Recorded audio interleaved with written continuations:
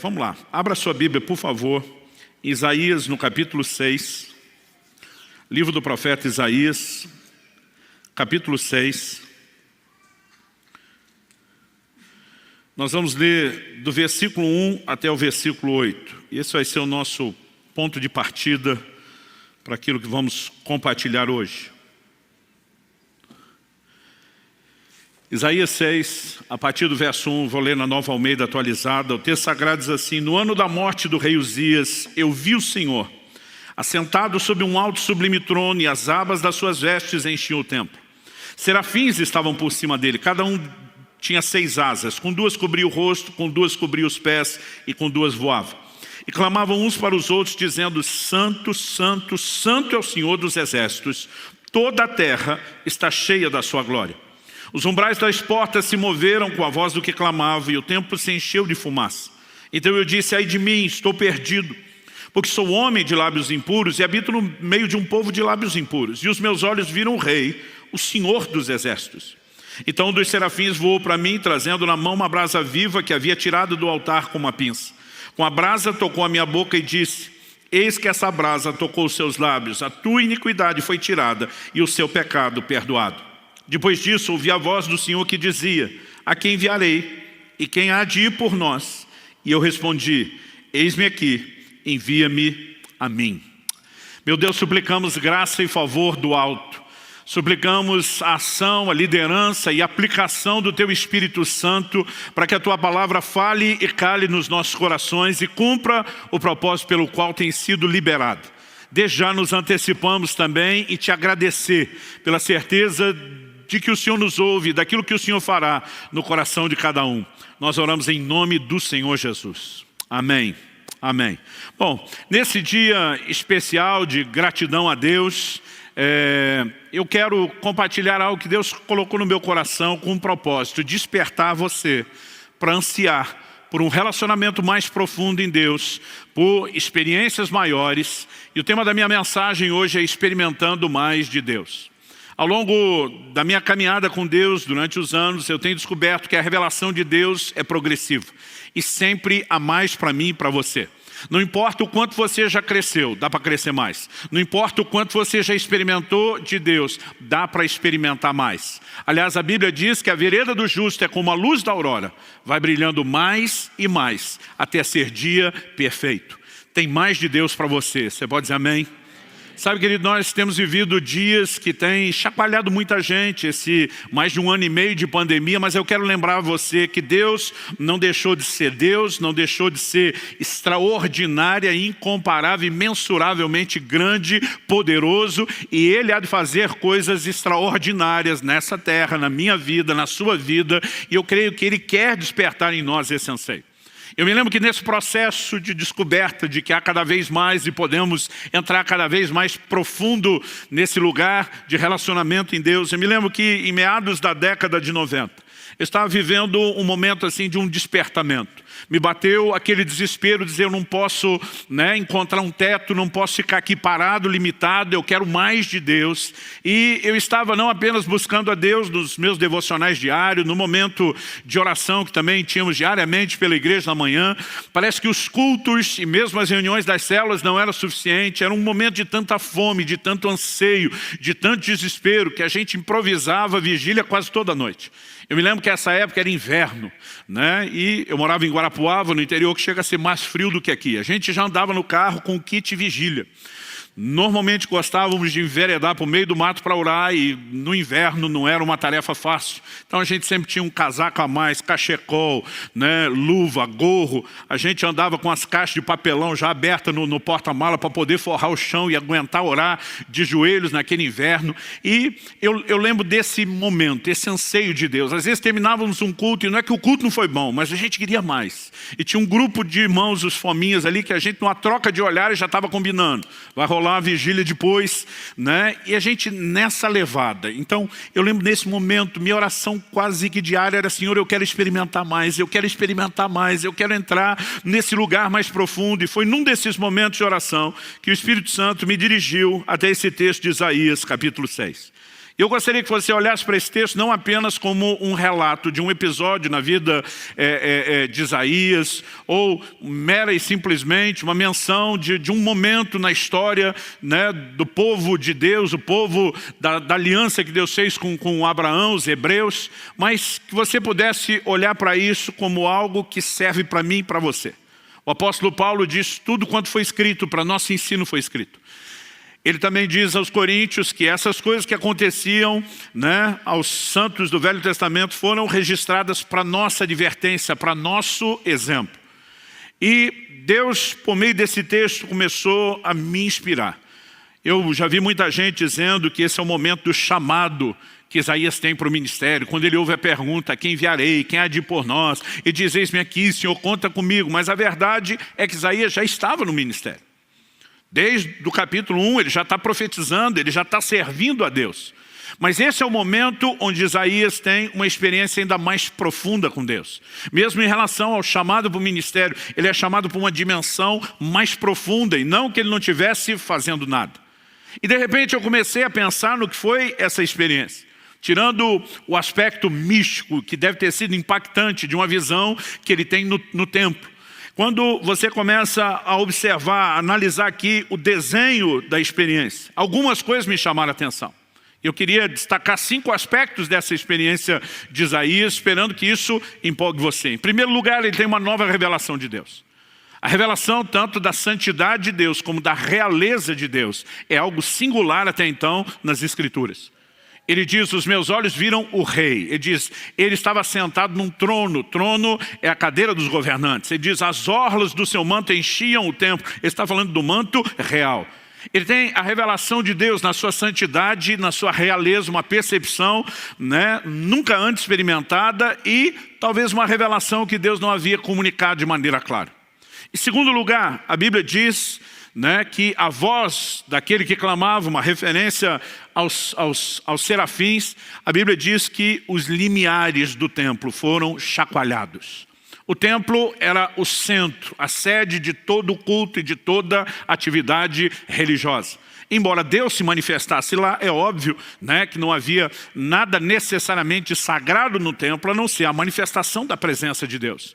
Mas quando Deus chacoalha aquela estrutura, de alguma forma, né, o que ele falou e inspirou o meu coração analisando a experiência de Isaías, trazendo uma aplicação já bem personalizada, é que todos nós precisamos de uma experiência que chacoalhe os alicerces de religiosidade da nossa vida. Que nos leve a não apenas permanecer dentro das regras de funcionamento. Embora a gente se mova dentro delas, precisa haver algo maior na minha e na sua vida. Em terceiro lugar, a Bíblia diz que a casa se encheu de fumaça. E isso é recorrente na Bíblia. Quase sempre que você tem uma revelação da glória, né, a chamada Shekinah, a glória de Deus, a Bíblia fala ou de nuvem ou de fumaça. De alguma forma é como se Deus claramente estivesse dizendo: eu quero turvar a sua visão. E visto que Deus não trabalha na contramão e nem de forma negativa, nós precisamos entender qual seria o propósito de turvar uma visão. Quase sempre que o aspecto negativo aparece, ele, na verdade, precede e antecede uma substituição por algo positivo. Por exemplo, para o profeta Jeremias, Deus diz: eu te estabeleci para arrancares e plantares. Antes de plantar nova planta, arranca velho. Deus diz: eu te estabeleci para derrubares e para edificares. Antes de edificar o novo prédio, derruba-se o anterior. Porque se o velho não for removido, não haverá lugar para o novo. Em quarto lugar, ele tem uma percepção da sua limitação, do seu pecado. Ele se vê como um homem de lábios impuros, e como diz outra versão, que habitava no meio de um povo de impuros lábios. Mas ele não tem apenas a percepção do seu pecado ou das suas limitações. Ele experimenta um toque santificador. Um anjo pega uma brasa do altar, toca a boca do profeta e diz: tua iniquidade foi tirada. Porque o propósito de Deus não é apenas dar diagnóstico de pecado. Normalmente, por meio do diagnóstico que leva o homem ao arrependimento, o que Deus quer trazer é cura. Então, ele tanto tem a percepção das suas limitações, como ele tem um toque santificador e transformador. E por último, uma vez que nós já definimos que ele estava no ministério, e isso não é o início de tudo, nós podemos dizer que, no mínimo, ele tem uma nova percepção, de uma profundidade, de uma outra dimensão do serviço do ministério. E de repente eu comecei a pensar nessas 5 características. Uma nova revelação de Deus, as bases de religiosidade sendo estremecidas, a visão antiga sendo confundida, porque normalmente é o que é necessário para que a nova se estabeleça, um toque transformador e santificador, e em quinto lugar, uma nova percepção ministerial. Então, mesmo imaginando que talvez a experiência de Isaías, nos moldes em que aconteceu o aspecto místico, não fosse necessariamente ser reproduzido de maneira igual para cada um de nós, nós podemos entender que no mínimo os benefícios dela é algo que está à disposição de cada um de nós. Aliás, não gosto da ideia de um Deus que faz acepção de pessoas. Isso é contrário às Escrituras. Deus não tem filhos prediletos. Eu não posso conceber isso, a menos que o filho seja eu. Aí dá para abrir uma exceção. Não, brincadeira à parte, eu e você precisamos entender que quando Deus declara que Ele não faz acepção de pessoas, o que está à disposição, né? Não estou falando de um chamado específico, de um comissionamento específico, eu estou falando, né, de valores, de bênçãos que Deus disponibiliza a todos igualmente, o que está à disposição de um está à disposição de outro. E de alguma forma, naquele momento, meu coração que já estava cheio de sede, de fome, de anseio por mais de Deus, começa a olhar para isso tudo e dizer, eu também quero uma nova revelação de Deus. Eu também quero as bases de religiosidade sendo estremecida, a visão anterior sendo confundida, o toque transformador, a nova percepção ministerial. E eu começo a orar e dizer, Senhor, se o Senhor me trouxe esse texto, qual é o caminho, o passo prático? E de repente, os meus olhos se abriram. Já se foram aí pelo menos 2 décadas e meia que isso aconteceu. E a frase, no ano em que morreu o rei Uzias, ou no ano da morte do rei Uzias, saltou aos meus olhos. E de repente eu percebi que a essência do texto comunica uma substituição. No verso 5, ele começa dizendo, no ano da morte do rei Uzias, no 5 ele diz, eu vi o rei, o Senhor dos exércitos. Ele está dizendo, quando morre um rei humano, natural, algo acontece e eu entro na revelação de Deus como rei. E se seguimos essa lógica de que às vezes a necessidade de que algo negativo seja removido antes de que aquilo de aspecto positivo seja comunicado, revelado ou estabelecido, nós podemos entender que há uma chave sendo comunicada aqui. Isso também me veio com muita clareza e ao longo desses anos eu tenho provado de maneira progressiva, não completa, mas progressiva cada vez mais a realidade dessa chave. Antes de mais nada, eu quero que você tente imaginar o contexto da visão. Daqui a pouco nós vamos falar sobre quem era Uzias com mais detalhes. Mas Uzias foi um grande herói nacional. Talvez depois de Davi não tenha existido nenhum conquistador, alguém que tenha liderado um exército de conquista como Uzias fez. Ele assume uma nação praticamente falida, quebrada e a transforma numa grande potência mundial dos seus dias. E você precisa entender que Isaías, nesse início, nesse momento da vida dele, ele ainda é muito jovem. Uma dedução que não é difícil de você fazer. Até porque no capítulo 1 e no versículo 1 do livro de Isaías, ele introduz o livro dizendo, visão que Isaías, filho de Amós, teve a respeito de Judá e Jerusalém nos dias de Uzias, 1, Jotão, 2, Acais, 3 e Ezequias, reis de Judá. O homem profetizou durante o reinado de 4 reis. Não estamos falando mera e simplesmente, né, de uma pessoa que profetizou durante o mandato de 4 presidentes. Nosso mandato é de apenas 4 anos. Esses reis gastavam muito tempo no seu reinado. Para você ter uma ideia, só o próprio rei Uzias, que é o primeiro aqui da lista, a Bíblia diz, em 2 Crônicas 26, daqui a pouco nós vamos para lá, que ele reinou 52 anos em Jerusalém. Só Ezequias. Como seria possível Isaías profetizar durante o reinado de 4 gerações? De outros 3 reis que sucederam Uzias. A única conta, mesmo que você dê bastante longevidade a Isaías, é que ele começou muito novo no finalzinho do reinado de Ezequias e ele termina bem velho no comecinho, no reinado de Uzias, e ele termina bem velho no comecinho do reinado de Ezequias, senão essa conta não fecha. E por que é importante para mim situar Isaías como alguém novo no final do reinado de Uzias? O homem reinou 52 anos, ele já está falando da morte, então não são deduções difíceis. Mas por que é importante reconhecer isso? Porque, primeiro, Isaías como alguém novo, era bem mais facilmente impressionável do que uma pessoa de mais idade. E segundo, Uzias já havia se tornado esse grande herói. Então, o impacto que ele teve, né, na nação e sobre Isaías é inegável. Mas o que significa essa substituição? Porque quando ele morre, vem a revelação de Deus, ou porque Deus decidiu comunicar isso. Porque Uzias, ele também nos transmite uma figura muito específica, muito particular. E para que a gente entenda o que é Uzias, o rei natural, morrer, para que os nossos olhos vejam o rei numa dimensão mais profunda, a gente então precisa entender, né, o que simboliza Uzias. Então, em segundo lugar, primeiro eu falei da necessidade de uma troca para se viver essa experiência mais profunda, o rei natural morrer, para que os nossos olhos vejam o rei. Em segundo lugar, vamos procurar entender junto o que Uzias simboliza. Então, você pode me acompanhar em 2 Crônicas, segundo livro de Crônicas,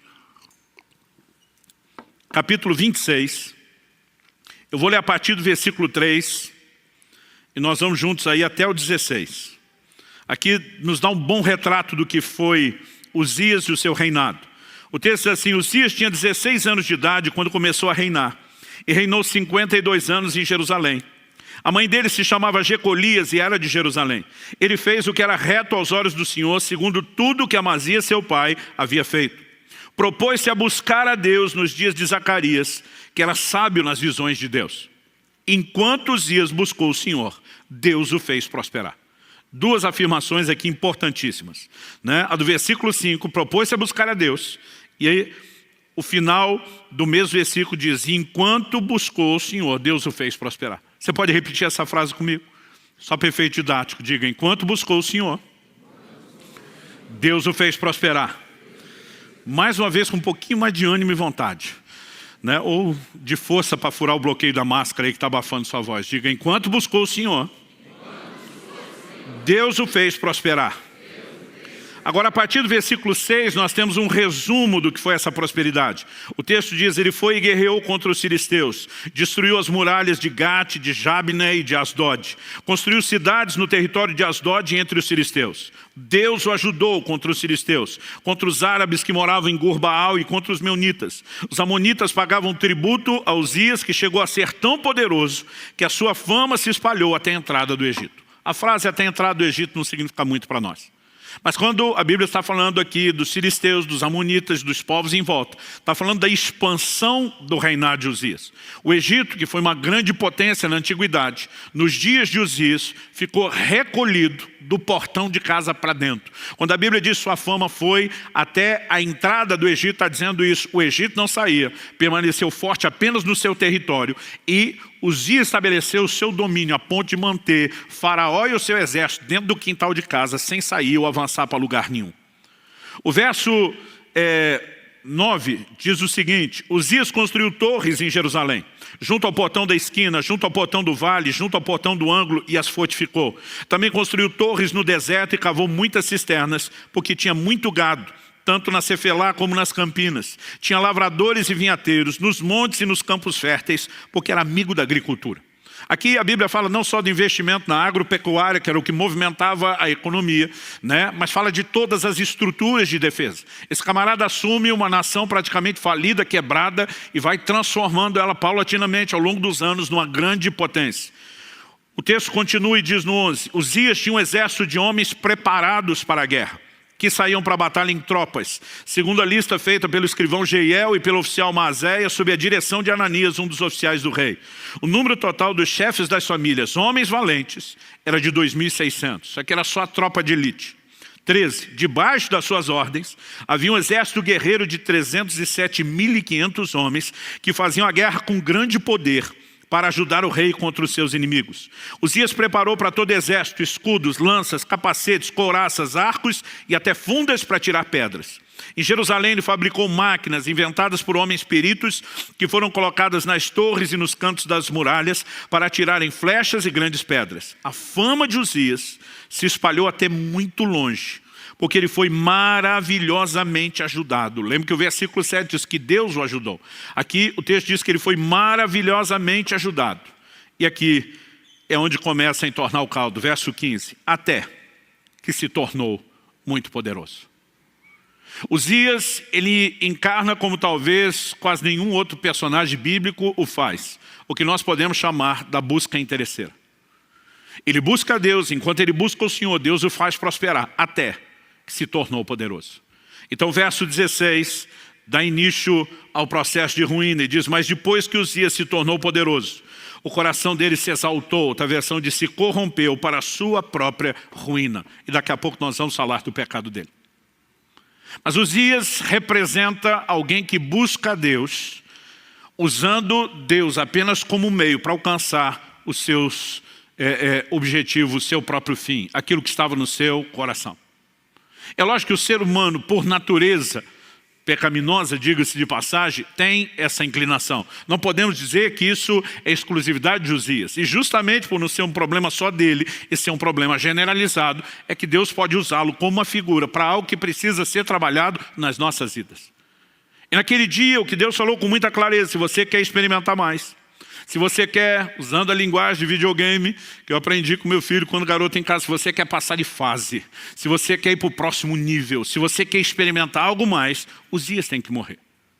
E quando Deus está falando de Uzias como aquele que simboliza a busca interesseira, eu começo a lembrar não só dos textos bíblicos. Por exemplo, Jesus, sabemos lá por Lucas, pelo relato de Lucas 17, 12 a 19, que ele cura 10 leprosos. Desses 10, só um volta para adorá-lo, para agradecer. Jesus pergunta para ele: onde estão os outros 9? Jesus não estava com isso, responsabilizando ele como se fosse uma espécie de chefe de sindicato dos ex-leprosos curados.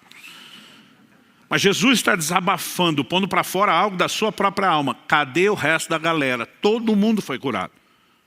Mas 9 daqueles 10 só precisavam da cura. E depois de obter aquilo que queriam, não queriam mais nada de Jesus, a não ser o que já tinham alcançado.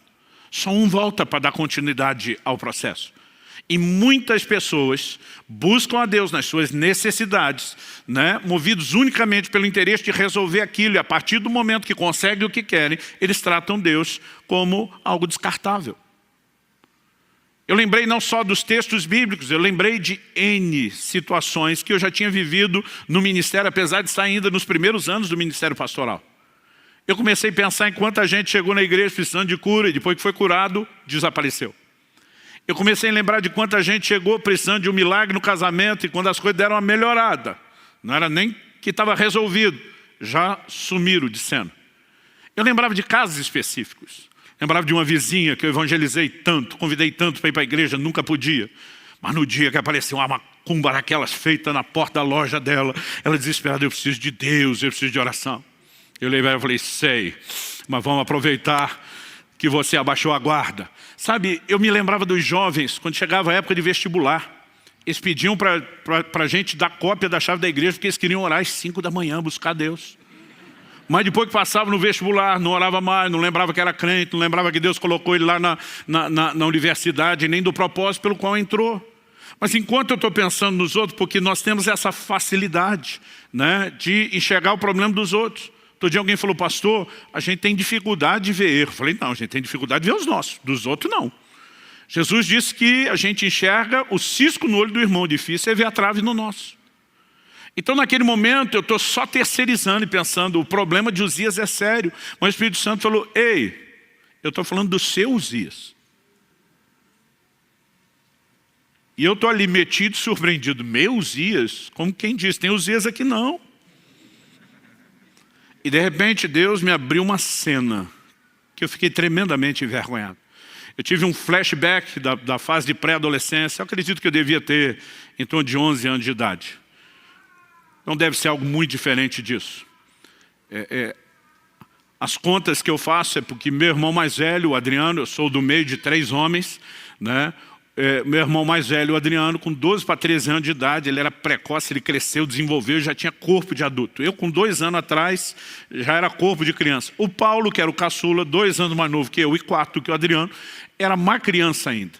E nessa época, ele vivia irritando e provocando o mais velho. E ele fazia isso até tirar o Adriano mais velho do sério. Quando meu irmão mais velho saiu do sério, ele não era amador, ele era profissional.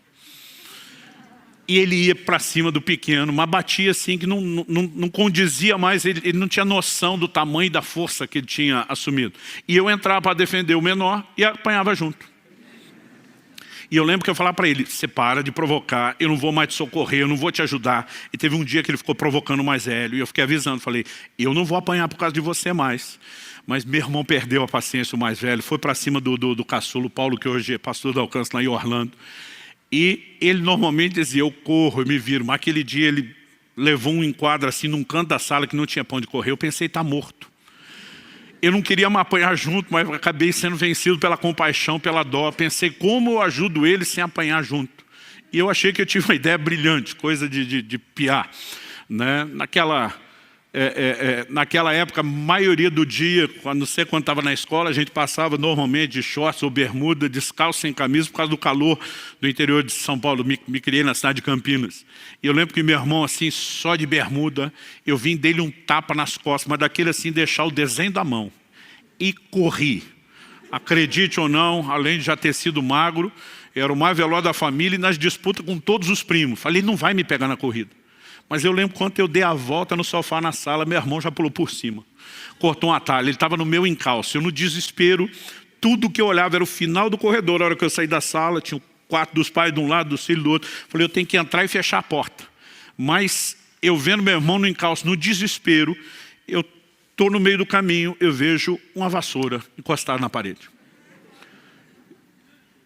Eu lembro que mamãe mandava a gente limpar a casa, a gente varria 2 metros, cansava, deixava lá para terminar depois. Coisas de adolescentes e pré-adolescentes. Eu não sei quem de nós largou aquela vassoura, mas a hora que eu vi ela, no instinto, no reflexo, falei, vai me ajudar a atrapalhá-lo para eu entrar naquela porta e me salvar. E, gente, até hoje eu não sei como que o negócio deu tão certo ou tão errado. Né? Porque do jeito que eu passei correndo, corredor, eu acho que não dava 2 metros, devia ser 1,5 metro. Do jeito que eu passo correndo, eu pego aquela vassoura e correndo eu viro e jogo ela só para tentar atrapalhá-lo. Não queria acertar e nem achei que daria para fazer o movimento tão rápido. Mas ela foi reta a vassoura assim, com aqueles arremessos de dardo, e a ponta do cabo de vassoura pegou na garganta do meu irmão. Eu não sei se empurrou o gogó para dentro, o que foi. Eu só lembro das pernas dele levantando, ele caindo de costa. Eu assustado porque acho que não foi só a força do golpe, a velocidade dele. Ele começa a debater no chão. Primeiro eu acho que ele está fingindo, fico naquela, vou ajudar, e se ele me pega, estou tentando entender o que é que está acontecendo. Eu não sei se foi o medo, mas a impressão que eu tinha que meu irmão estava mudando de cor, que ele realmente não estava respirando. Entrei pela porta que eu devia ter pensado antes do banheiro, no meio do corredor. Fechei a porta, por precaução, tranquei, dobrei meus joelhos. E orei como eu nunca tinha orado. Deus, não deixe meu irmão morrer, eu não quero ser preso. Não sei nem se eu estava preocupado com ele.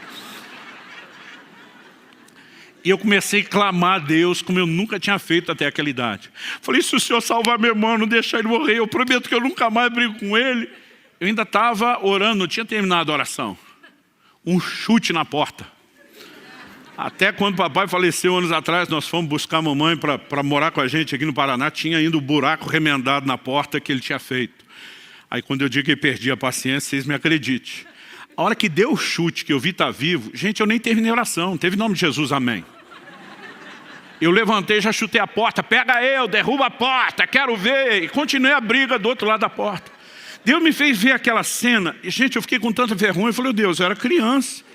Quando você é adolescente, você acha que é adulto. Quando interessa, você diz, eu era criança, dá um desconto. O Espírito Santo diz, eu dou, vamos pular para a sua fase adulta. E diz, quando você começou o ministério, você passava horas e horas, trancado todos os dias orando. Por que você já não faz isso como fazia antes? Eu falei, eu era solteiro. Agora sou casado, tenho família, pastorei, não tenho mais o mesmo tempo. Ele falou, essa é a desculpa que você resolveu acreditar. E diz, lá atrás você queria muito viver as coisas que você vive hoje. Embora você diga que estava naquele quarto me buscando, você estava apenas buscando o que você conseguiu. E agora porque conseguiu, você já não tem mais interesse em mim. E por vergonha eu vou parar aqui. Naquela hora ele começou a mostrar a trave do meu olho que eu não enxergava. E eu quero te dizer, não dá para dizer o quanto, mas todos temos alguma coisa de Uzias dentro de nós. Todos temos algum elemento dessa busca interesseira, que às vezes valoriza mais o que ele faz do que a pessoa que ele é.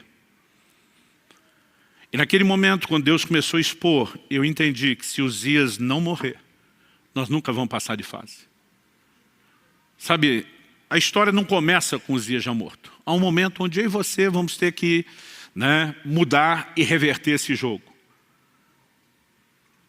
Mas quando eu consegui entender aquele desenho, além de ter chorado muito e me arrependi diante de Deus, o meu desespero enquanto lia a respeito do assunto foi procurar entender como Uzias morre. E antes de falar isso, e é com isso que nós vamos encerrar, eu quero só destacar que ao longo das Escrituras nós vemos Deus revelando de forma recorrente um pedaço aqui, uma parte do quebra-cabeça lá, outra em outro lugar, um desenho de como Ele espera que nós nos relacionemos com Ele. Por exemplo, Deus diz num determinado momento para Moisés, eu não vou mais, depois de ter tirado o povo de Israel do Egito, estar indo em direção a Canaã, Deus diz, eu não vou mais subir no meio de vocês, por causa dos pecados do povo. O Senhor disse para Moisés, o meu anjo vai à frente de vocês, vai livrar vocês, vai operar os milagres que vocês precisam, vai garantir que vocês entrem na terra prometida e tenham a bênção. Mas Deus diz, eu mesmo não vou mais no meio de vocês. Moisés se levanta diante de Deus e diz, se o Senhor não vai conosco, não nos faça sair desse lugar. O que é que Moisés está dizendo? Nós não estamos interessados apenas na sua bênção e no seu favor. Se não é para ter a tua presença, nós não vamos a lugar nenhum. Nós abrimos mão da bênção e de qualquer favor. Porque nada disso substitui a tua presença. Mas é um episódio que quase ninguém fala nada e nem canta sobre isso. Mas quando a gente chega em Jacó, Jacó lutou com o anjo de Deus e diz, não te deixarei enquanto não me abençoar. Gente, a Bíblia fala que era o anjo do Senhor. Essa expressão o, artigo definido, e não um artigo indefinido, normalmente é uma teofania. É uma aparição do próprio Deus, ainda que uma revelação limitada dele. O próprio Deus está ali. E quando o anjo sinaliza, eu vou embora, ele diz, não. Primeiro você me abençoa, depois vaza. O que é que Jacó está dizendo? Estou nem aí que a sua presença vai embora, desde que a bênção fique. É a atitude inversa de Moisés. Mas a gente não canta sobre Moisés, a gente canta sobre Jacó. E Jacó segurou o anjo. E a ideia é essa, é agarrar a sua bênção. E depois deixa que Deus vai embora, porque você já conseguiu o que precisa. Sabe, não entenda mal o que eu estou dizendo. Eu não estou dizendo que Deus não faz, que Ele não quer fazer, e nem que nós não podemos desfrutar. Eu quero falar a respeito da motivação com que buscamos. A geração de Eli é a geração que perdeu a arca, que simbolizava a presença de Deus. A próxima geração, a geração de Davi, é a geração que trouxe e recuperou a arca. Há uma diferença enorme entre a geração que perdeu e a que recuperou. A que perdeu tratou Deus como? Como um mero amuleto, uma espécie de talismã. Um resolve tudo. Eles travam uma guerra contra os filisteus, na primeira batalha perderam. Aí alguém tem a brilhante, entre aspas, ideia. Vão trazer a arca de Deus para o campo de batalha. Israel até então, a coisa ia ficar pior depois, mas nesse momento, era o momento de maior apostasia da história da nação. Eles já não vão a Siló, onde o tabernáculo estava, já não iam lá para buscar e adorar o Senhor, mas na hora do problema traz a arca, porque agora nós precisamos que Ele resolva. Como diz o ditado antigo, quando a água bate na região lombar, as pessoas lembram de buscar Deus. A região lombar ficou mais polido, né? Tá bom assim, meu amor, você que sempre me ajuda a ser minha melhor versão. Quando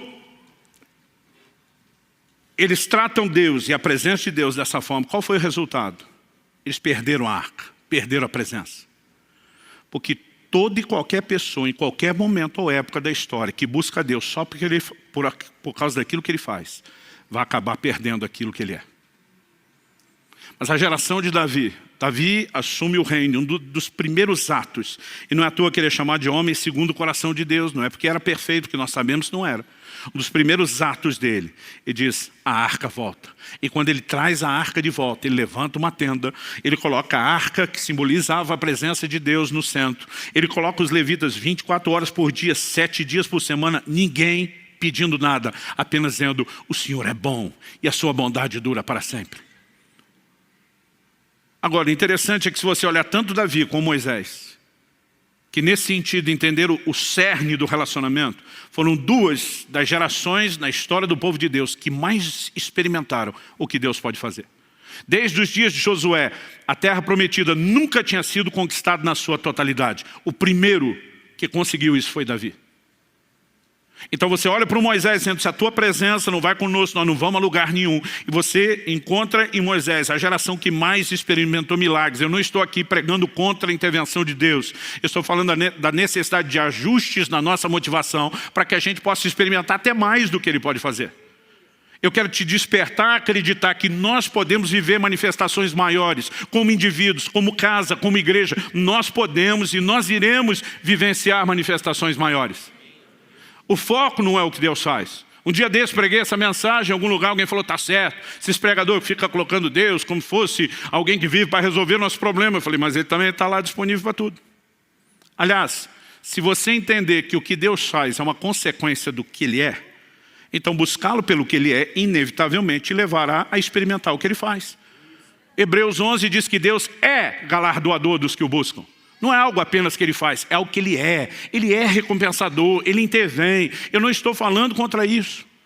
E tem gente que fica tentando classificar o que é digno de pedir a Deus e o que não é. Irmão, eu prefiro descobrir no caminho. Eu gosto de dizer que eu cresci numa estrutura muito simples de família, que é o jeito mais bonito de dizer que a gente tinha dinheiro para nada. E eu lembro logo no início do meu ministério, quando chegava o fim do ano, eu ficava vendo aquelas propagandas de panetone. Que era uma coisa que a gente, por muitos anos, só sabia o que era em cartaz. Ou comia aqueles sequinhos do mercado do bairro, mas nunca aqui do bom. E eu lembro de eu estar pregando numa cidade, já aqui no interior do Paraná, e eu vi um cartaz de um panetone desse stop. Não vou fazer propaganda de graça e falar o nome, não. Eu lembro que eu falei, meu Deus, eu queria tanto comer um panetone. Tem gente que acha que não deveria te incomodar com isso. Eu acho que não é incômodo, eu acho que o Senhor gosta de mim para valer, eu acho que o Senhor quer agir na minha vida. Falei, eu queria te encomendar um panetone. Não sei de que jeito, não tenho dinheiro, não vou atrás. Eu queria que o Senhor mandasse para mim. Porque melhor do que o panetone é ganhar ele do Senhor. Mas eu estava naquela viagem, dividindo o quarto com outro pastor amigo. Falei, não, manda 2, que eu não quero dividir o meu com ele. Já que esperei tanto tempo e finalmente vou ter o panetone do bom, manda 2. Gente, algumas horas depois eu chego no hotel. Eu lembro que eu peguei a chave com o atendente, ele falou, olha, só um pouquinho que alguém deixou alguma coisa aqui. Eu falei, quem? Tipo assim, quem que me conhece na cidade para deixar algo? Ele falou, não, a pessoa disse, na verdade, que você não conhece ela. E de repente ele puxa uma sacola com 2 panetones daquele. Ele falou assim, foi muito estranho, pastor. A mulher falou assim, que não sabe quem você é, mas que ela estava no mercado. E ela ouviu uma voz falar com ela. Compra 2 panetones, deixa no hotel tal, para o pastor que está hospedado lá. E foi tudo que ela falou. Eu acho que ela nem sabe quem é você, só sabe que tem um pastor aqui. Eu olhei e falei para ele, sorte sua que anda comigo. Participa do despojo. Sabe, querido, eu não estou aqui te dizendo que nós não podemos ver coisas assim que para alguns é simples. Todo dia alguém falou, não vou incomodar Deus com isso. Falei, se você acha que é incômodo, fica aí sem experimentar. Então preste atenção, não estou falando contra o que Deus faz. É o nosso resultado, nós podemos experimentar mais do que Ele faz. Estou falando a respeito de motivação com a qual nós o buscamos. E se nós pararmos de tratar Deus só como quem faz, porque Ele prometeu fazer, Ele que nos encorajou a orar e clamar crendo que Ele faria.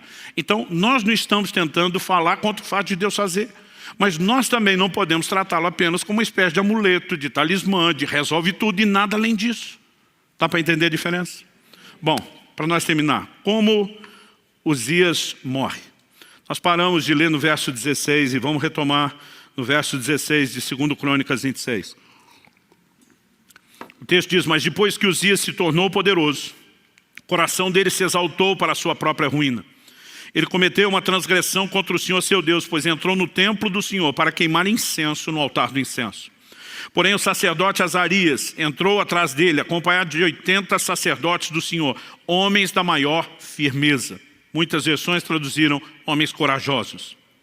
Eles enfrentaram o rei Uzias e lhe disseram, não compete a você, Uzias, queimar incenso diante do Senhor, mas aos sacerdotes, filhos de Arão, que são consagrados para esse serviço. Saia do santuário, porque você cometeu uma transgressão. Isso não lhe trará honra da parte do Senhor Deus. Então Uzias se indignou. E é com a indignação de Uzias você vai entender que a Bíblia chama Azarias e esses 80 sacerdotes de homens corajosos. Eles vão enfrentar o rei. Eu não sei você, mas quando criança eu ficava pensando, devia ser muito legal ser rei. Fazer o que você quiser, mandar em todo mundo, ter todos os seus desejos atendidos. Esse não é o tipo de gente que espera ser confrontado ou corrigido por ninguém. E por que eles vão em 80? Porque o rei não andava sozinho em lugar nenhum. Sempre tinha uma guarda pessoal para cuidar dele, para protegê-lo e para retalhar quem se levantasse contra o rei. Mas quando a Bíblia está chamando eles de corajosos, eles sabem o risco ao qual eles estão se expondo. Mas o posicionamento de indignação deles é maior do que a indignação de Uzias em si mesmado apenas consigo mesmo. Eles são indignados com a violação de princípios. Como que esse cara agora acha que porque foi abençoado por Deus, pode tratar Deus dessa forma e entrar nesse lugar que não pertence a ele? Só os sacerdotes levitas podiam oferecer o incenso. Mas de alguma forma, às vezes, até pessoas que vivem intervenções de Deus, elas começam a achar que são leis para si própria, né? Ou que porque Deus, de alguma forma, agiu em seu favor, as atendeu, as honrou, elas acham que estão acima das demais. Eles confrontaram. E nesse confronto, o que aconteceu? O texto diz, 19, Uzias se indignou.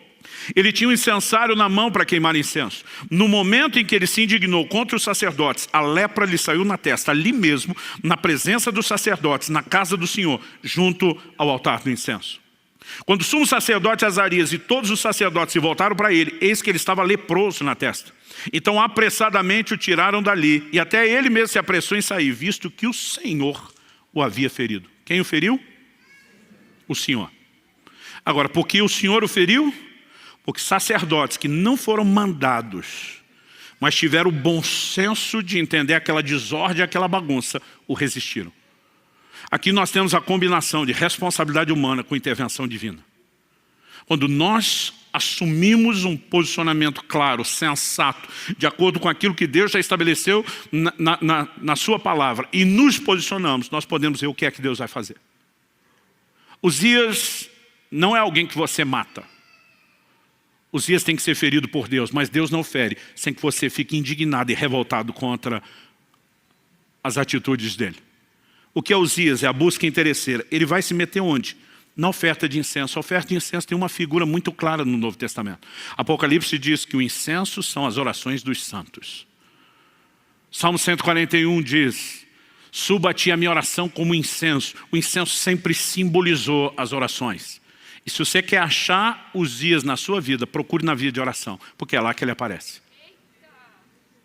É só você ver que a maior parte do tempo na nossa vida é oração, nós só pedimos para Deus o que a gente quer. E oração não é apenas pedir, oração deveria ser uma conversa, onde não apenas você fala, mas Deus também. E quando ele fala, ele não diz apenas declarações de amor, mas às vezes ele pede algumas coisas para você também. Eu lembro que uma vez eu vi um pregador dizendo que ele decidiu não pedir nada a Deus durante um tempo, a não ser um coração mais grato. Achei a coisa mais linda. Falei, vou fazer esse negócio. Gente, eu não tinha assunto para falar com Deus. Porque durante anos, toda a minha vida de oração era construída só no que eu pedia. E quando só falava, dá um coração mais grato, eu não tinha mais nada para falar. E apesar de ter achado a coisa mais linda, não funcionava para mim, porque ou funcionou mostrando o quanto de Uzias tinha na vida de oração. Agora, Uzias não morre de uma vez. A morte dele não é instantânea, não é fulminante. Eu queria estar aqui dizendo para você, Deus me enviou aqui essa manhã com uma unção assassina, matadora de Uzias. Nós vamos orar, o miserável do Uzias da sua vida vai ser fulminado tipo Ananias e Safira. Mas não é assim que ele morre. Uzias morre aos poucos, a prestação. A lepra apareceu na testa. Depois ela vai se espalhando. Ele é excluído da casa do Senhor. Se a gente continuar lendo o texto, verso 21 diz assim, o rei Uzias ficou leproso até o dia da sua morte. E por ser leproso, morou numa casa separada, porque foi excluído da casa do Senhor. Jotão, seu filho, tinha seu encargo, o palácio real, governando o povo da terra. O verso 23 vai dizer que ele morreu e foi sepultado. À medida que a lepra expandia, todo o contato com as pessoas foi limitado. Ele não tem mais acesso à casa de Deus, então não tem mais acesso ao palácio. Ele vai sendo isolado até que a morte finalmente se estabeleça. Uzias não morre de uma vez. E na minha e na sua vida não é um assunto que a gente resolve de hoje para amanhã. Pastor, vamos fazer uma oração no final do culto, está tudo resolvido? Não. Pode ser que o miserável de Urias saia ferido. Mas a morte é um processo e depende do nosso posicionamento. Um dia alguém me perguntou, pastor, o senhor já chegou lá no Uzias mortinho da Silva? Falei, não, mas não estou mais onde estava. Mas a verdade é que quando nós avançamos nesse processo, nós começamos a descobrir uma outra dimensão de relacionamento com Deus. Quem está entendendo, diga amém. Outro dia alguém me disse, está certo, pastor. A gente tem que mesmo dizer para as pessoas que elas não podem tratar Deus dessa forma. Gente, Deus sabia que nós iríamos tratá-lo dessa forma. E me parece que Ele é tolerante por um tempo. Por quê? Porque isso tem a ver com entendimento e com maturidade. E ninguém começa com isso. 16 anos atrás, quando nós ainda estávamos nas reuniões de oração e planejamento, só a minha família, do Marciano, a respeito de começar a igreja, tem uma cena na minha memória que eu não esqueço. Eu sentado no sofá da sala de casa, e Lissa, minha linda filha, com 4 anos de idade no meu colo, ela segurando na minha bochecha e dizendo, você é o pai mais lindo do mundo.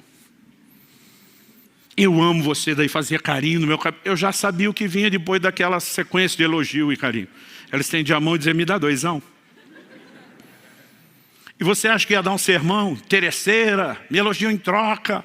Eu, além do sorriso, dizia, toma 5. Porque era criança. E num momento como esse, dá para você ser compreensivo. Mas se hoje, aos 20 anos de idade, fosse me tratar só como se eu fosse um banco, nossa relação teria deteriorado em vez de melhorado. Paulo diz em 1 Coríntios 13:11, quando eu era menino, falava com o menino, pensava com o menino, agia com o menino. E essa é a época que Deus olha e tolera. Como eu disse, às vezes eu falo desse assunto, a gente está certo, esses pastores ficam colocando Deus à disposição para fazer. Eu falei, não, Deus se colocou à disposição, não é os pastores que colocam Deus.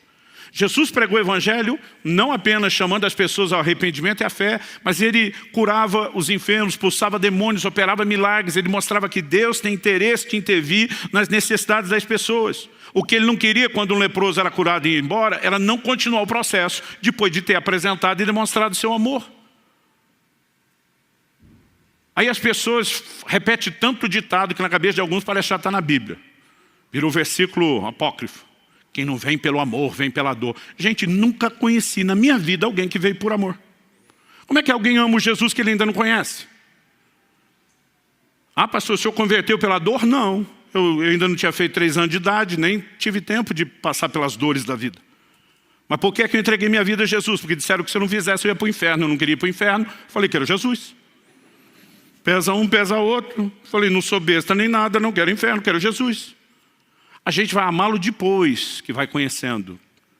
Dá para entender a diferença? Agora, alguns vieram por uma grande dor física, por uma grande dor emocional, mas nenhum de nós veio sem interesse. E Deus no início olha para mim e para você e diz, ainda que seja por interesse, que pelo menos você venha a mim e me permita me revelar a você. A questão não é como chegamos, é como permaneceremos.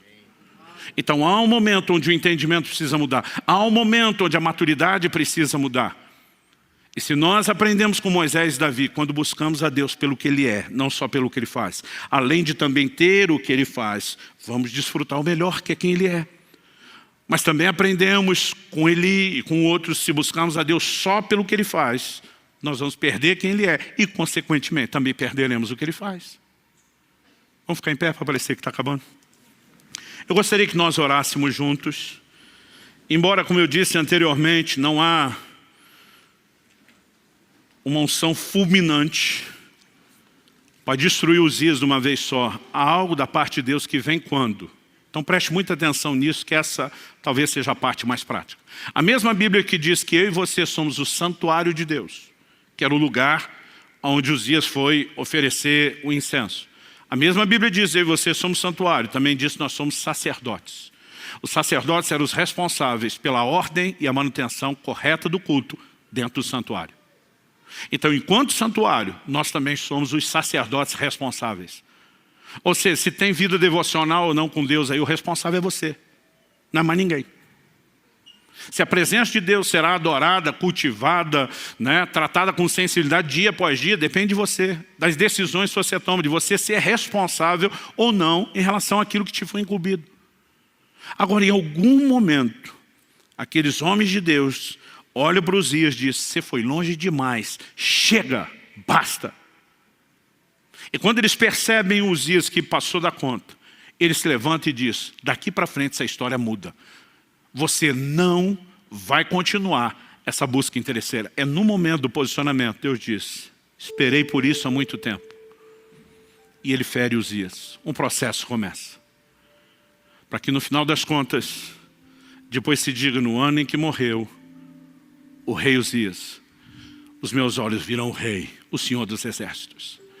Há uma revelação extraordinária de quem Deus é quando a busca interesseira morre. A busca continua, mas a interesseira é que tem que morrer. E quando essas coisas vão sendo mudadas e ajustadas, nós não apenas vamos poder desfrutar o que Deus mais quer nos revelar. Quando Ele faz algo, eu brinco que isso é apenas uma espécie de um cartão de visitas. Ele está tentando revelar seu amor, seu interesse por nós, a importância que temos aos olhos dEle. Mas o bem maior que Ele quer que eu e você desfrutemos não são suas bênçãos. É Ele o abençoador. Então eu não vim aqui te apontar o dedo, eu não vim aqui jogar pedra em você, eu não vim aqui dizendo que você nunca devia ter buscado a Deus por interesse, porque todos fizemos isso. Mas que à medida que o tempo passa e nós nos permitimos descobrir quem Ele é. Aliás, a partir do mês que vem nós vamos dar muita ênfase em conhecer a Deus. A partir do momento que começamos a descobrir quem Ele é e nos interessar por quem Ele é, isso muda completamente as coisas. E se isso, além de redefinir o meu relacionamento com Ele, ainda pode me ajudar a ter uma nova revelação dEle, sacudir as bases de religiosidade da minha vida, turvar a visão velha, o que vai proporcionar a nova, trazer um toque santificador e transformador e uma nova percepção de ministério ainda no pacote. É muito lucro para ser ignorado ou desprezado.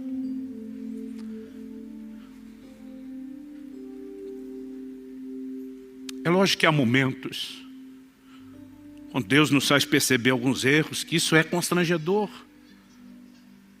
Quando lembro de confrontos como esse, Deus dizendo: não, a razão pela qual você olha não é porque hoje você é ocupado, é porque você já alcançou muito o que queria. É lógico que dá vergonha. Mas Deus não está fazendo isso para nos culpar ou condenar. É uma forma dele dizer: eu não quero perder você.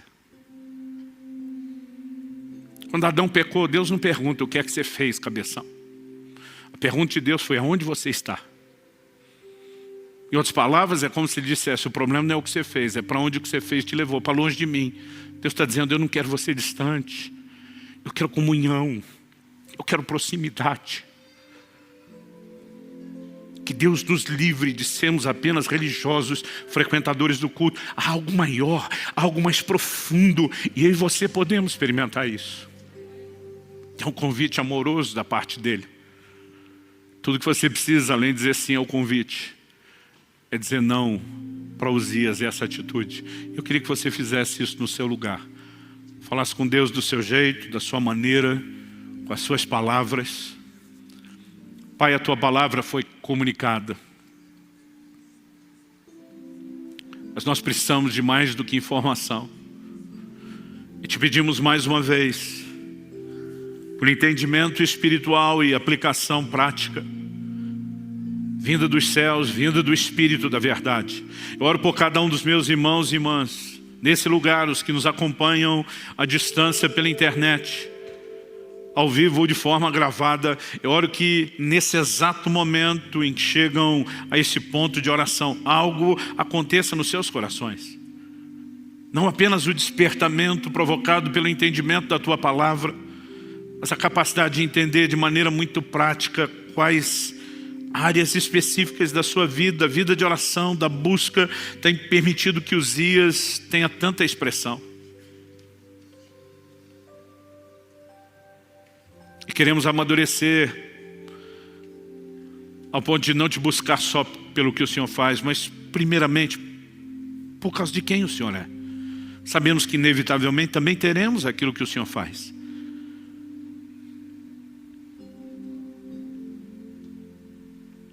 Clamamos Teu toque, a expressão da Tua graça nos envolvendo hoje, o auxílio do alto, não apenas abrindo os nossos olhos e nos ajudando a mapear onde estão os dias na nossa vida, mas gerando a indignação correta de dizer a Ele, basta, chega. E sabemos, se fizermos a nossa parte, o Senhor também vai feri-lo. E sabemos que quando Ele é ferido, é uma questão de tempo, Ele morre. E quando Ele morre, os nossos olhos se abrem para uma nova dimensão. Há uma nova experiência, um lugar mais profundo no Senhor. E é isso que nós almejamos. É por isso que nós clamamos em nome de Jesus.